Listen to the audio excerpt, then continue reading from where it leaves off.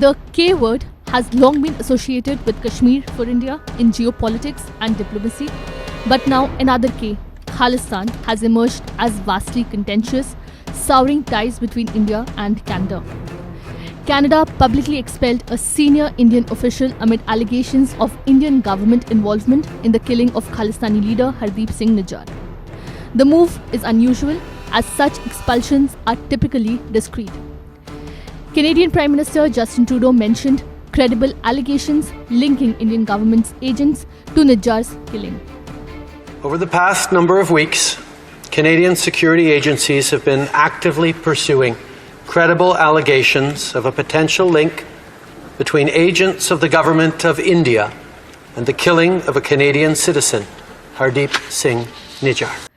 India dismissed these claims as absurd, asserting they aimed to divert attention from Khalistani terrorists sheltered in Canada who threatened India's sovereignty and expelled a top Canadian diplomat. New Delhi's decision reflected its growing concern at the interference of Canadian diplomats in our internal matters and their involvement in anti-India activities, the Foreign Ministry said in a statement. However, the fractious relationship between India and Canada goes back to nearly 45 years. As the Khalistan movement in Punjab was gaining prominence, many Sikhs sought refugee status in Canada, citing political persecution. Suddenly, there was an influx of Khalistanis into a country that did little to curb their separatism because of the poor relationship. Among those who made their base in Canada was Talvinder Singh Parmar, considered the mastermind of the terrorist bombing of Air India Flight 182, the Kanishka. Let us look back in history and understand what exactly happened and how Khalistanis were involved in the act of terror. The Air India Flight 182 took off from Canada's Toronto to India's Mumbai on June 23, 1985. It was a Boeing 747 plane named Emperor Kanishka after the ancient Indian emperor of the Kushan dynasty. The plane took off from Toronto, stopped at Montreal in Canada, and then proceeded to London, from where it would have continued to Mumbai. But the plane never reached London. It exploded in the air off the coast of Ireland, killing all 329 passengers and crew on board. It is considered the worst air disaster associated with Canada. So, how was Emperor Kanishka bombed? No warning or emergency calls were issued by Air India Flight 182 as it exploded within 45 minutes of taking off from Canada's Montreal. As the plane disappeared off the radar screens, London airport authorities dispatched rescue crews, but no survivors could be found. Only 131 bodies out of 329 people in the plane were recovered from the sea. The bomb was located in a suitcase in the plane. A person named Manjeet Singh got a suitcase transferred to Air India Flight 182, which adds that Singh was not on the flight when it took off. The bombers had planned to bomb another Air India plane that day, but that bombing failed because of human error. The second bomb exploded in Japan's Tokyo airport, killing 2 baggage handlers. The original plan was to bomb the Air India Flight 301 to Bangkok in Thailand. What role did the Khalistanis play in the bombing? The cause of the crash was not immediately known, but airline officials suspected Sikh extremists of planting a bomb on the aircraft, as in the early 1980s, India was embroiled in violent civil unrest between Sikh and Hindu factions. The Canadian authorities further understood that the bombings were planned and organized in Canada.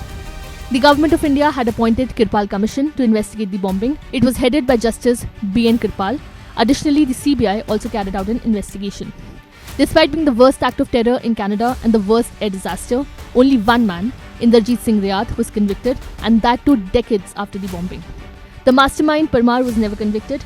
He was killed in 1992 by Punjab police when he returned to India. 2 other suspects, Ripudaman Singh Malik and Ajayb Singh Bagri, were arrested in 2000, but they were acquitted on insufficient evidence in 2005. There have been several instances in Canada of Parmar and Bhindranwale's posters at Gurudwaras and events where the two are hailed as martyrs. The Khalistan movement may have died in India in the late 1990s, but it survived in Canada, particularly in some Gurudwaras controlled by radicals. However, the true rejuvenation occurred after Justin Trudeau swept into power after the 2015 federal elections in Canada. The Trudeau government, at least within the senior ranks of its security officials, recognized the Khalistan problem, especially after it caused the PM to suffer from a disastrous visit to India in February 2018. Canada's openness has also been leveraged by SFJ for its so-called Khalistan referendum. Originally planned for 2020, the results for the separatist referendum will now only be released in 2025, according to SFJ's legal counsel, Gurpatwant Pannoon. However, each time Canada has attempted to renew relations with India, as with its Indo-Pacific strategy released in November last year describing India as a critical partner, Khalistani activity has undermined ties. Canada's Prime Minister validation of SFJ's accusation of India being behind Nijjar's killing will embolden such elements. After the expulsion of an Indian diplomat, the secessionist group is already demanding that India's High Commissioner to Ottawa be expelled.